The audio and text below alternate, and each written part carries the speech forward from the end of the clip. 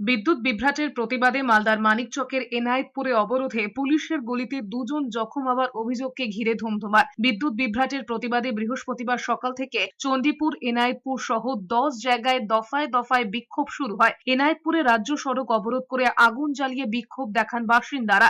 অবরোধ তুলতে বিক্ষোভকারীদের ইটে মাথা ফাটে আইসির।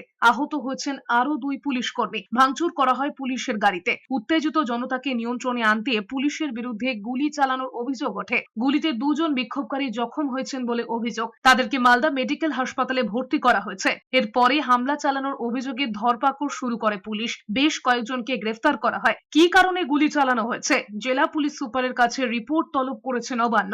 গুলি ফায়ারিং করেছে, আমি জানি না কি হয়ে আমাকে গুলি মারছে, কি হচ্ছে। আমি যাচ্ছিলাম, তারপরে পায়ে লাগলো, তো আমি বললাম কি বোধা হয়ে গেছে, দেখলাম তো রক্ত বের হচ্ছে।